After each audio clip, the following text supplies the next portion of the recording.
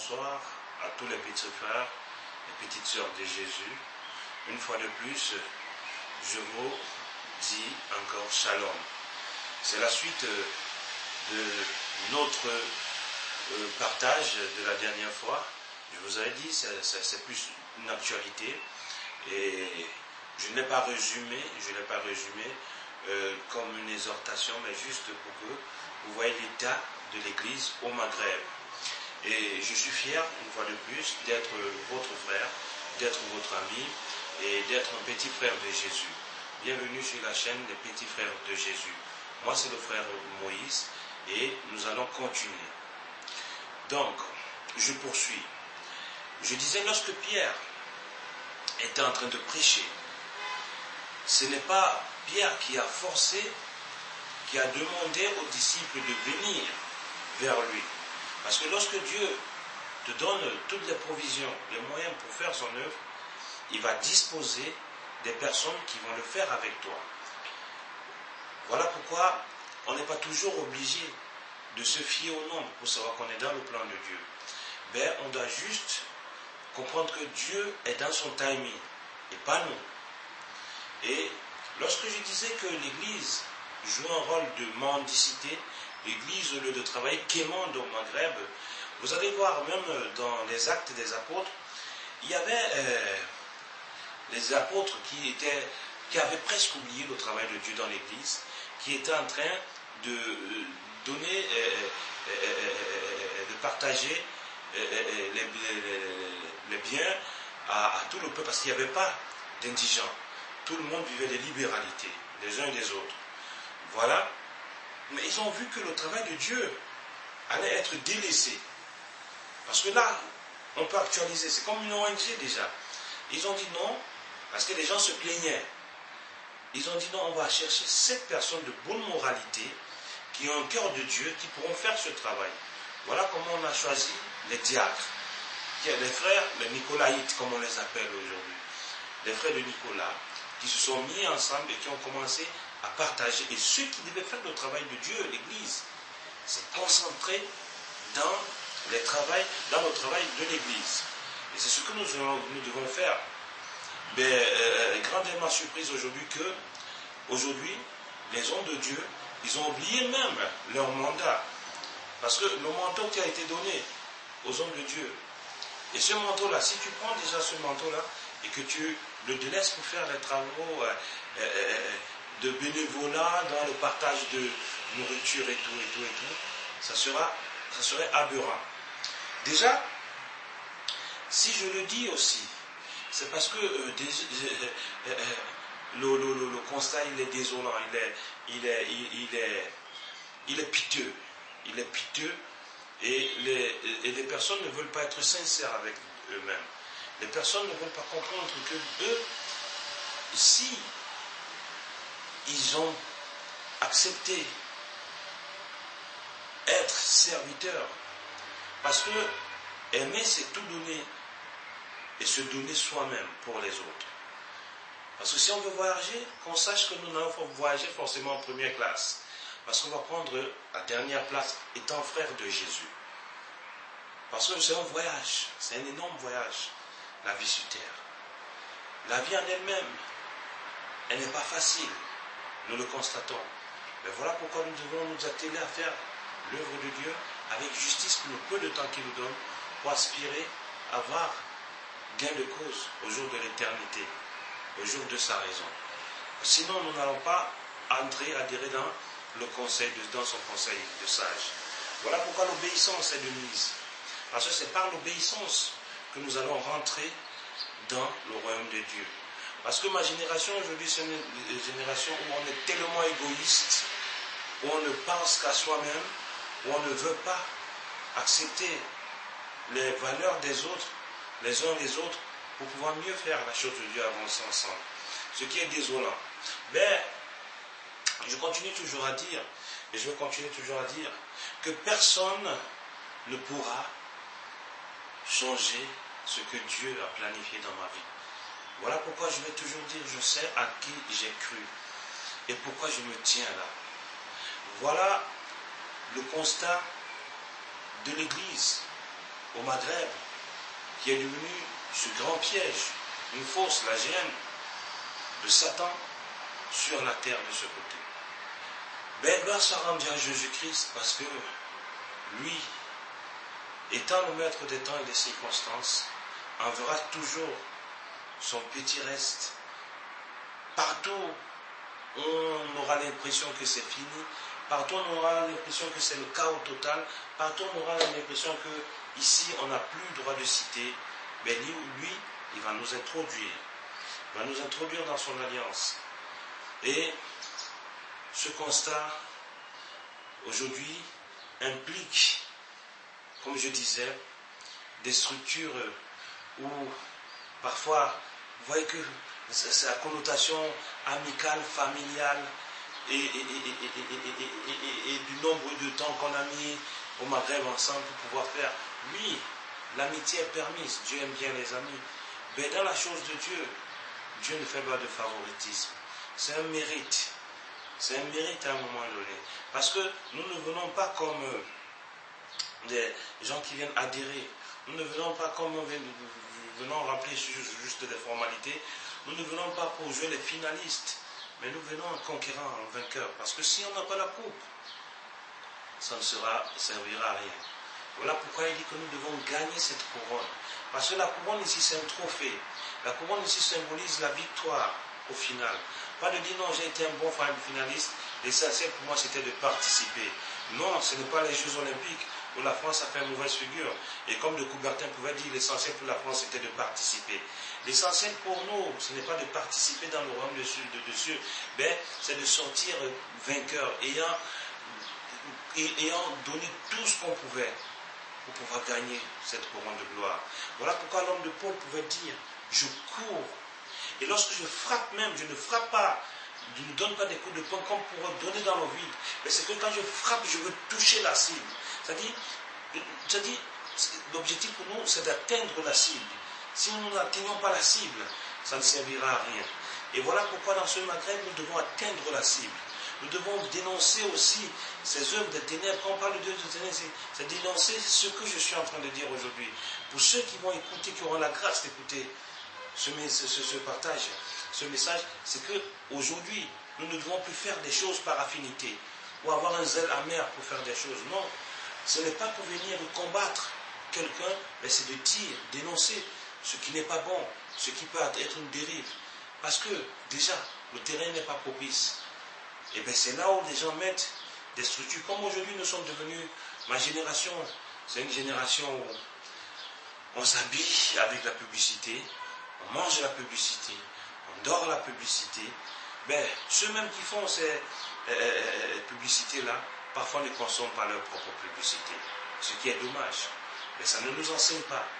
Mais c'est aussi l'œuvre du malin de faire ces choses-là. Et voilà pourquoi, aujourd'hui, si on veut croire en Dieu, on va dire non, une église doit être une méga church pour pouvoir entrer. Ah, l'église là, c'est une grande église. Non, dis, ce lieu de rassemblement, d'assemblée là où souvent je vais perdre mon temps pour ne pas sortir avec quelque chose de conséquent. C'est une église, on a mis des placements partout, on a mis des... Non, non. C'est du marketing à un moment donné. Quand vous êtes dans une boutique de marketing, rendez-vous compte, tout est soigné à la lettre, au millimètre près, pour qu'on ne soit pas dérangé, pour pouvoir mieux captiver les âmes. Moi, je vais toujours dire que les petits frères de Jésus ne se laisseront jamais intimider. Les petits frères de Jésus se leveront toujours, pas comme des gens qui viennent faire parce qu'aujourd'hui, c'est ce qui se passe aussi très souvent dans les réseaux sociaux, où des personnes se lèvent, ils commencent à condamner pour condamner, et ils ne disent pas quelque chose de conséquent. Nous, avec l'aide du Christ, comme il a toujours fait dans nos vies, on est là parce que on a compris que, étant allé longtemps dans ces endroits, dans ces milieux où on prétendait parler de Dieu, et oui, tu peux croire qu'on parle de Dieu, mais lorsque tu regardais les fruits qui découlaient de ceux-là, tu dis non, mais c'est pas juste. C'est pas juste. Parce qu'aujourd'hui, on se dit enfant de Dieu. Étant enfant de Dieu, qu'est-ce qui se passe? Regardez ceci. Moi, je parlais des maisons de prière, les maisons des églises de maison. Très souvent, on dit aussi, ça c'est aussi dans un autre contexte, oh, on va sortir des systèmes, c'est des systèmes d'hommes, ce n'est pas des systèmes où Dieu peut faire valoir sa gloire là-bas. Et lorsqu'on est sorti de ces systèmes-là, frères, des frères vont aller se cacher chez eux, ils n'auront même pas le temps de vouloir partager une parole entre eux. Mais si on est sorti des systèmes pour aller se cacher seul dans sa chambre, parce que la parole de Dieu dit que quoi? Là, il y a 2 ou 3. Mais ces 2 ou 3, c'est qui? Parce que d'autres frères n'ont même pas de femmes. Ils n'ont pas de sœurs. Ils sont seuls. Mais là, moi, je comprends que c'est aussi le plan du diable. Parce qu'il te fait sortir de là pour ne pas aller quelque part. Non, je vais lire ma Bible. Non, c'est bien. Mais la communion, elle est biblique. Et même Paul dit, ne fuyez pas vos assemblées. Ne fuyez pas vos assemblées. On ne va pas me dire que dans tout un Maghreb, il n'y a pas 2 ou 3 frères qui ont cette rage d'aimer Dieu, de chercher la figure de Dieu, la face de Dieu. Mais vous pouvez vous mettre à 3, à 4, à 5. À Tanger, on l'a fait avec les frères Melchi, les frères Jobern, la sœur Gigi et tout ce beau monde qui était là. On l'a fait, le frère Jacques à Tétouan, qui m'a toujours invité. Oui, parce que vous devez vous mettre ensemble. C'est cette vision de l'échelle là, donc Genèse 28 parle. Parce qu'il y a des anges qui rendent compte. Oui, nous croyons au ministère des anges. Nous n'évoquons pas les anges certainement, mais nous croyons leur ministère. Mais si on quitte ces systèmes-là pour aller se retrouver seul à la maison, on dit on va ouvrir une Bible, on va regarder sur... Non. Ça aussi, faites très attention. Faites très attention. Parce que la parole dit qu'il est bon pour des frères de se réunir, de demeurer ensemble. C'est comme quoi le psaume? Oui, ce psaume-là qui nous parle et qui va toujours nous parler. Moi, je dis que le monde comprenne que les églises de maison, de plusieurs dénominations, surtout les églises de réveil, charismatiques, énervées, fâchées, sont devenues de gros pièges, des zombies. C'est des zombies qui sont là-bas, ils se disent hommes de Dieu. Et ils sont en train de marteler le peuple de Dieu. Que le peuple de Dieu comprenne ce message et qu'il se lève et qu'il comprenne que non, on n'est pas livré à la vindicte. Je ne viens pas faire des invectives ici pour faire. Non, je viens seulement éveiller les consciences. Parce que l'exhortation à la vigilance, il nous dit, quand vous allez voir telle chose arriver, telle autre chose arriver, des guerres, des nations se dresser contre nations, sachez que l'heure est proche. Aujourd'hui, c'est l'Amérique qui va se lever, qui va frapper la Syrie. C'est la Syrie, on va dire, ils ont utilisé des gaz toxiques contre leur peuple. Après, on va dire, ils ont frappé l'Afghanistan, les États-Unis, avec la bombe la plus puissante qu'on ait jamais eue, des TNT, des 12 tonnes de TNT. On va parler aussi, on va dire non, bientôt ils ont envoyé des navires en Corée du Nord. Et la Corée qui va répliquer avec un défilé de TNT de démonstration. Mais vous voyez que c'est la prophétie qui s'accomplit, c'est la parole qui s'accomplit. Pourquoi les gens veulent toujours s'intellectualiser? Pourtant Christ a tout dit avant. Pourquoi le monde veut rester? Fermer les yeux, fermer les oreilles et dire non, on va toujours penser. Vous savez, au temps de Noé, lorsqu'il devait avoir la pluie, moi je sais qu'il y avait des grands astronautes à ce temps-là, ils pouvaient aller partout, les météorologues, ils étaient là, ils pouvaient prendre un loup, regarder, oh non, Noé quand même, il n'y aura pas de pluie, parce que, vous savez, il n'y avait jamais eu la pluie sur la terre lorsque Noé avait annoncé ce déluge. Ils pouvaient le dire, les classes scientifiques, il y en avait. Mais lorsque la pluie est arrivée, trop tard. Je vous ai dit, Israël, le monde, la Bible, tout ce que Dieu nous a laissé doit nous interpeller. Et il nous a laissé son horloge, le temps. La Bible, c'est un livre non seulement historique, mais contextuel. Voilà pourquoi on doit se baser sur chaque élément de cette parole pour pouvoir voir, discerner les temps. Il pouvait dire aux pharisiens que vous ne savez pas discerner le temps, parce que vous savez, les saisons vous échappent. Mais lorsque vous voyez le ciel bleu, vous dites qu'il va pleuvoir, mais vous ne savez pas discerner. Voilà pourquoi il veut dire que même la nature vous enseigne. Est-ce que la nature ne nous enseigne pas? Est-ce que le monde ne nous enseigne pas? Aujourd'hui, c'est facile pour des femmes de se mettre ensemble, pour des hommes de se mettre ensemble. Une nation comme la France, c'est le lesbianisme, l'homosexualité qui prédomine là-bas. C'est une nation qui a été donnée aux femmes. C'est Jézabel. La France, c'est Jézabel. Parce que c'est une nation qui a été dominée aujourd'hui par la femme. Et voilà à quoi voilà ce que le monde nous propose aujourd'hui. Voilà cette même chose qui vient de se répercuter ici, dans le Maghreb et surtout au Maroc. L'Église qui est touchée au plus profond de son cœur, qui est frappée en plein axe. Et les gens sont fiers d'avoir des titres. Je suis secrétaire de telle commission, je suis président de telle chose, c'est moi le représentant de telle chose.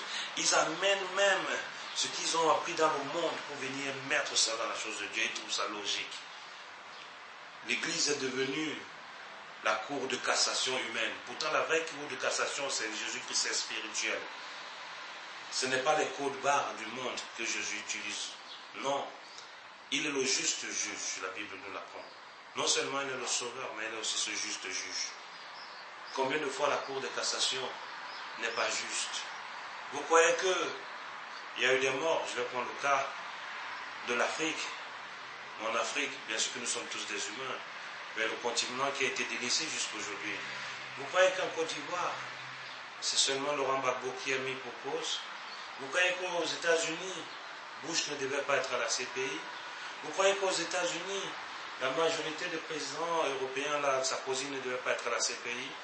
Mais vous voyez que la Cour de cassation, la CPI, ce n'est pas une cour de Dieu.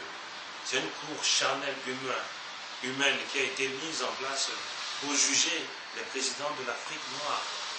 Voilà pourquoi je disais, ça sera plus une actualité qu'un partage, parce que je vais toucher dans tous les sens. Pour que vous soyez éveillés. Parce que les petits frères de Jésus, oui, il y aura des enseignements, certes, il y aura des partages, il y aura même des documentaires avec l'aide de Dieu. Parce que je vous ai promis que j'irai jusqu'au fond, chercher et vous dire aussi. Parce qu'aujourd'hui, on a le temps de devenir un grand homme d'affaires. On a le temps de devenir un grand médecin. On a le temps de devenir un grand avocat. On a le temps pour toutes ces choses, pour dire oui, j'ai réussi dans la vie. Mais la vraie réussite, c'est de rester dans le royaume des cieux. Voilà pourquoi moi je reste. Voilà pourquoi moi je reste. Voilà pourquoi je ne désiste pas, je reste. Je reste toutefois en regardant et en appréciant la beauté de son aspect. Car si Dieu ne nous avait pas aimés, oh quel bon travail, quelle bonne vocation de servir Yahweh. C'est bon. Voilà pourquoi cette parole peut s'accomplir dans ma vie aujourd'hui. Il dit, goûtez combien Dieu est bon. Oui, Dieu est bon. Dieu est bon pour Israël, spirituel. Dieu est bon pour ses enfants. Dieu est bon pour ses petits frères. Dieu est bon pour ses petites sœurs. Vraiment, que la terre des hommes comprenne une fois pour toutes que la chose la plus primordiale, la plus authentique, c'est de chercher Dieu avec tout son cœur. Et nous pouvons être surpris. Nous pouvons être surpris par l'état de l'Église dans le monde. Et moi, spécialement au Maghreb. Mais Dieu, lui, n'est pas surpris. Non, Dieu n'est jamais surpris. Parce que Dieu, c'est un Dieu planificateur. Le plan de Dieu, lui seul le connaît, lui seul le révélera. Ben nous pouvons être surpris par ce qui arrive, par les circonstances. Oui, bien qu'ayant été averti d'avance, mais l'homme, voilà pourquoi Dieu a limité l'homme.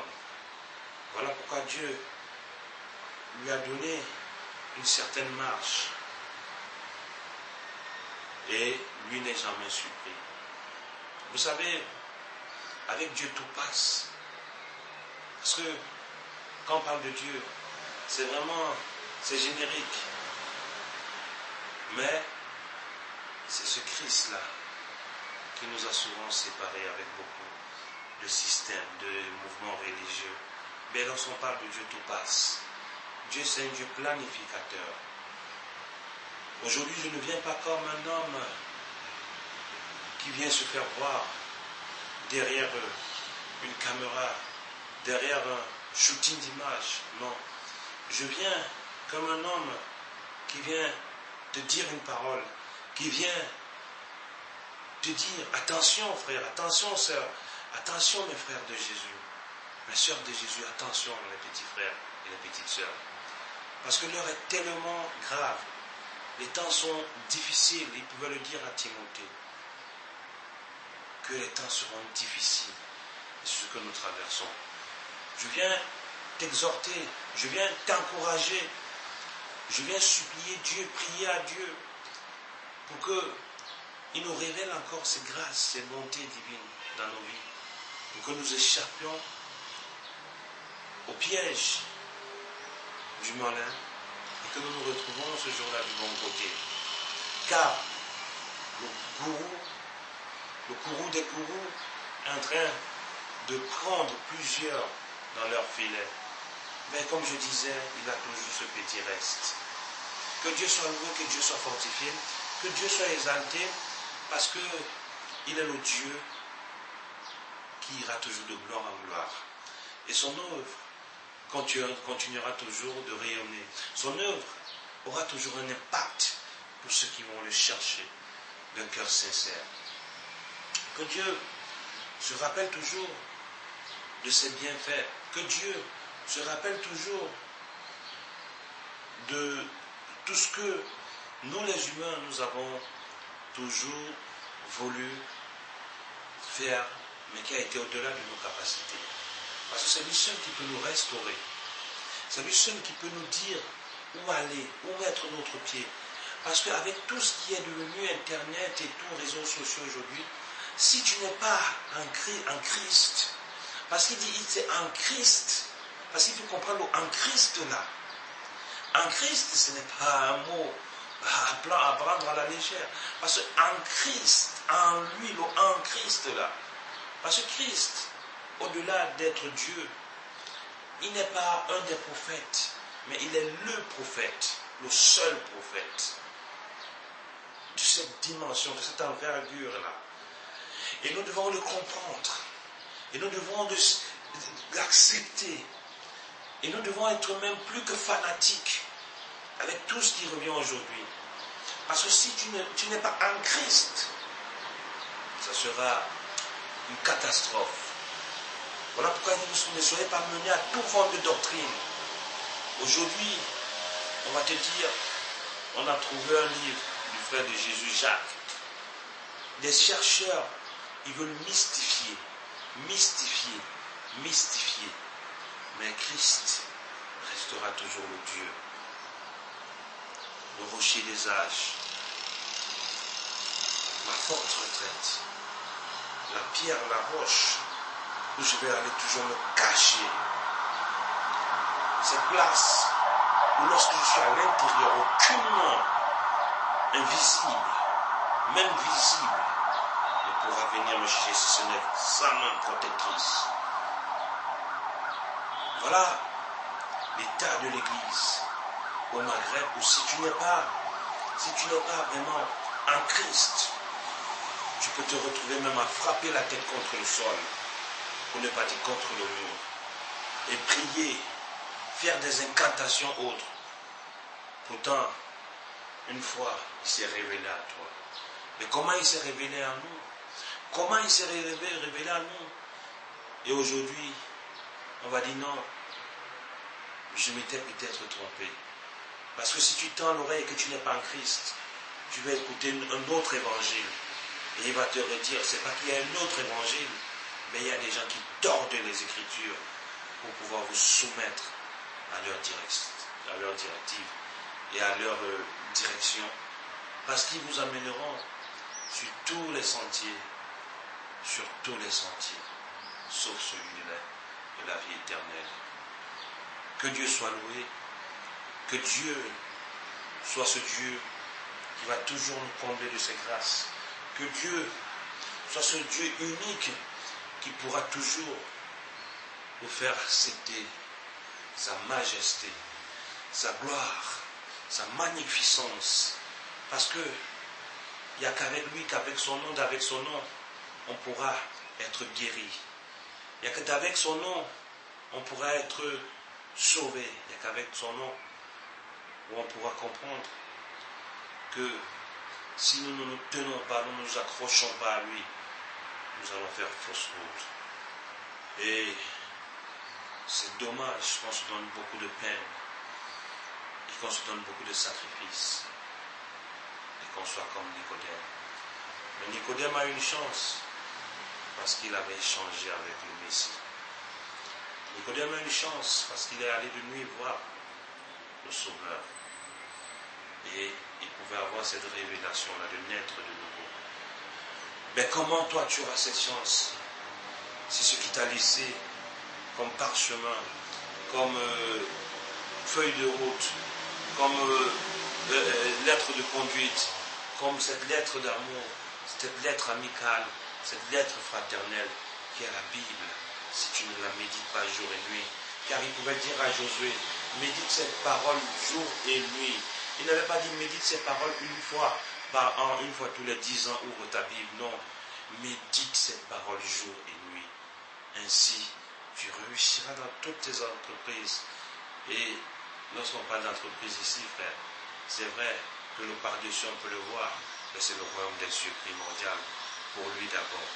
Toutes tes entreprises qui te mèneront au ciel, des entreprises qui te bloqueront sur la terre et après tu perds le ciel.